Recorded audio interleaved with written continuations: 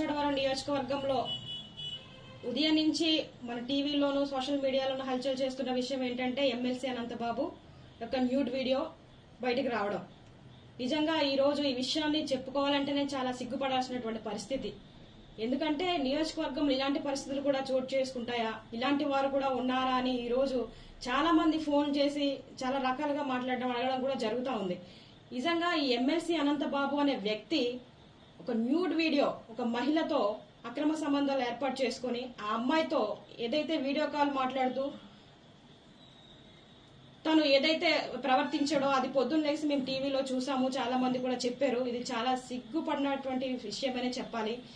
తిరిగి ఇంత తప్పు చేసింది కాకుండా నేను కాదు మార్పింగ్ చేశారు, నేను ఏదో పిల్లలకి ముద్దులు పెడుతున్న వీడియో తీసేసి అది ఈ విధంగా క్రియేట్ చేస్తా ఉన్నారు, నా పైన తప్పుడు ప్రచారం చేస్తా ఉన్నారు, ఎవరో డబ్బుల కోసం ఇలా చేస్తా ఉన్నారనేసి ఆ ఎమ్మెల్సీ అనంతబాబు అనే వ్యక్తి చెప్పడం జరుగుతుంది.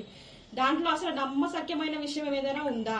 టీవీలో మనం చూసాము, అతని మెడపై ఉన్న చైను, అతను వాడుతున్నటువంటి చేయికి వేసుకున్న ఉంగరాలు సేమ్ వీడియోలో ఏవైతే ఉన్నాయో అక్కడ ప్రజెంట్ ఇప్పుడు ఆయన వేసుకుని తిరుగుతా ఉన్నాడు.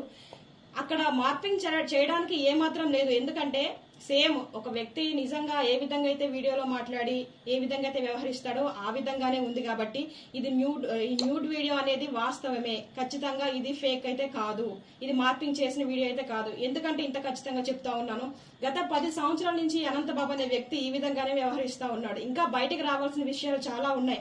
అతనికి భయపడి చాలా మంది మహిళలు ఇంకా లోపలే కుమిలిపోతున్నటువంటి పరిస్థితులు. మనం ఉమ్మడి కూటమి ఏర్పడిన కొద్ది రోజుల్లోనే చాలా మంది మహిళలు వచ్చి ఈ రోజు అమ్మ మన కూటమి ప్రభుత్వం వచ్చింది, మన చంద్రబాబు నాయుడు గారు వచ్చారు, మాకు ఒక ధైర్యం ఉంది, మాకు న్యాయం జరుగుతుంది అనేసి వాళ్ళకి జరిగినటువంటి చాలా రకాల ఇబ్బందులు, అంటే ఉద్యోగాలు ఇప్పిస్తానే, లేకపోతే కాలేజ్ సీట్ కావాలన్నా సరే వాళ్ళ పర్సనల్ ప్లేస్ కి రమ్మన్నాం, లేకపోతే ఆ ప్లేస్ నుంచి బద్రీకి చేయాలన్నా సరే అతని దగ్గరికి వెళ్తే వేరే దగ్గరికి రమ్మన్నాం. రకరకాలుగా మహిళల్ని చాలా దారుణంగా ఏడిపించినటువంటి పరిస్థితులు గతంలో జరిగినాయి.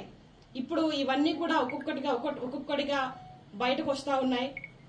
నేను ఒకటే అడుగుతా ఉన్నా, జగన్మోహన్ రెడ్డి నిజంగా నీ పార్టీ మహిళలకు ఇచ్చేటువంటి విలువ ఇదేనా అని అడుగుతా ఉన్నాను.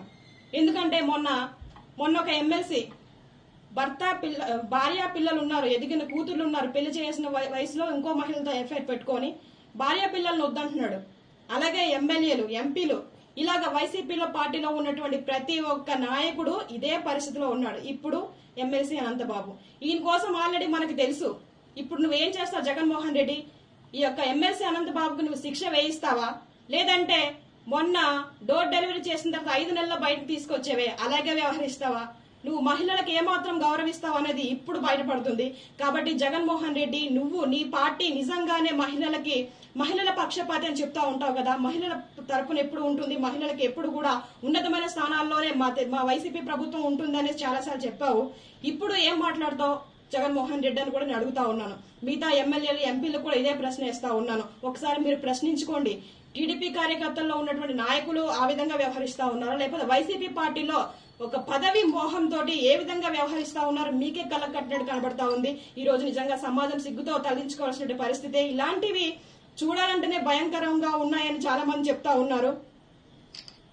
ఒకసారి మీరే ఆలోచించుకోవాల్సిన పరిస్థితి. గతంలో డోర్ డెలివరీ చేసి ఒక దళితుడిని చంపేశారు. అది కూడా ఒక మహిళ వల్లే ఆ వ్యక్తిని చంపారన్న విషయం కూడా మా అందరికి ఇప్పటికీ చాలా మందికి తెలుసు. ఇప్పుడు ఆ విషయాన్ని కూడా మీ ప్రభుత్వం హయాంలో ఏం చేశారంటే దాన్ని కప్పపూజ చేసి కొందరు నాయకులు లేకపోతే కొందరు ఐఏఎస్ల సహకారంతో, ఐపీఎస్ల సహకారంతో ఆ కేసుని అలా దారి మళ్లించి ఆ పాపం చనిపోయిన వ్యక్తి కుటుంబానికి ఎటువంటి న్యాయం జరగకుండా చేసినటువంటి పరిస్థితులు చూసాం మేము. ఇప్పుడైనా సరే ఇతని వెనకాల అనుచరులుగా ఉండి 12 మంది వరకు అనుచరులు ఉన్నారండి. ఎలా అంటే ఈ అనంతబాబు ఏది చెప్తే అది చేస్తారు. పలానా దగ్గరికి వెళ్ళి డబ్బులు తీసుకోరండి అంటే వాళ్ళు వెళ్ళి తీసుకొస్తారు. ఇతను వెళ్ళాడు ప్రత్యక్షంగా, పరోక్షంగా అతని యొక్క అనుసరణ. ఇలాగా మన రంపచోడవరం నియోజకవర్గం ఇంచుమించుగా 12 మంది వ్యక్తులు ఉన్నారు. వాళ్ళ పేర్లు కూడా నా దగ్గర ఉన్నాయి. ఏదైతే ఈ దళితుడు చంపేసినటువంటి కేసు ఉందో అందులో ఆ కాకినాడ బీచ్ లో 12 మంది వరకు కూడి ఆ అబ్బాయిని చాలా చిత్రహింసలు పెట్టి ఇసుకలో తొక్కేసి అంత దారుణంగా చంపినప్పటికీ కేవలం ఒక వ్యక్తి పైన కేసు నమోదు చేశారు. ఎంత తప్పండి అది? ఎందుకలా చేశారు? ఒక్క వ్యక్తి చంపగలడా? కారులోనూ అప్పటికే వీడియోలు ఉన్నాయి. అది కూడా ఆ వీడియో రికార్డింగ్ లో ఒక మహిళ కూడా ఉంది. ఆ మహిళ ఎవరు? ఆ మహిళతో అక్రమ సంబంధం ఏర్పాటు చేసుకున్నటువంటి అనంతబాబు ఈ విషయం ఈ యొక్క డ్రైవర్ కి తెలిసింది. ఎక్కడ ఇతను బయటకు చెప్పేస్తాడో, మీడియా వాళ్ళకి చెప్పేస్తే నా పరువు పోతుందనే ఒక ఉద్దేశంతో ఆ వ్యక్తిని తీసుకెళ్లి, ఆ సుబ్రహ్మణ్యం తీసుకెళ్లి కాకినాడలో చంపేసినటువంటి పరిస్థితి. ఇప్పుడు ఈ వ్యక్తుల పేర్లు కూడా బయట పెడతా ఉన్నాను. త్వరలోనే ఈ యొక్క డోర్ డెలివరీ చేసినటువంటి ఈ సుబ్రహ్మణ్యం కేసులో కూడా సిబిఎం ఎంక్వైరీ వేసేసి త్వరగా ఎంక్వైరీ చేసి ఇతను ఖచ్చితంగా శిక్ష పడాలని మనస్ఫూర్తిగా కోరుకుంటా ఉన్నాను.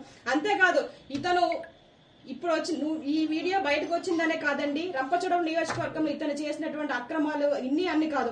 మీరు మొన్నే చూసుంటారు, ఎప్పుడూ మా నియోజకవర్గంలో ఒక మహిళల్ని అంత దారుణంగా చంపేసినటువంటి పరిస్థితి ఎక్కడ లేదు. కానీ మొన్న తిమ్మాపురం కాలువలో ఒక మృతదేహం, ఒక మహిళ, ఇదిగోండి ఎవరో గుర్తు తెలియని మహిళ ఏలేరు కాలువ దగ్గర చంపేసి తలకి తల మొండనికి మొండం పడేసింది. ఇది ఎక్కడ జరిగింది, ఏంటి, ఏ మహిళ అన్న ఎంక్వైరీ కూడా ఇంకా లేదు. ఇలాంటి పరిస్థితులు జరుగుతా ఉన్నాయి. ఏమో మాకైతే ఒక డౌట్ వేస్తుంది, ఈ అమ్మాయి కూడా ఒకవేళ అనంతబాబు బాధితురాలేమో, అతను చెప్పిన మాట ఇల్లేదనేసి ఈ అమ్మాయిని కూడా చంపేశారేమో. ఒకవేళ ఈ వీడియోలో ఉన్న అమ్మాయి ఎవరైతే ఉన్నారో ఆ అమ్మాయి ఈ అమ్మాయి ఏమో, ఇలాంటి అనుమానాలు కూడా మా దగ్గర చాలా ఉన్నాయి. ఒకవేళ ఇతను ప్రత్యక్షంగా కాకపోయినా అతను అనుచరులు ఉన్నటువంటి 12 మందిలో ఎవరైనా చేశారేమో. ఎందుకంటే బెదిరింపులకు పాల్పడేది ఆ వెనకాల ఉన్నటువంటి అనుచరులే. ఎలా అంటే ఇక్కడ అక్రమంగా కలప రవాణా చేయడం, రంగురాల వ్యాపారం, మైనింగ్, రకరకాల వ్యాపారాలు చేస్తూ ఇక్కడ ఏజెన్సీ ప్రాంతంలో 10 సంవత్సరాల నుంచి దోచుకున్నటువంటి వ్యక్తి అనంతబాబు అనే వ్యక్తి.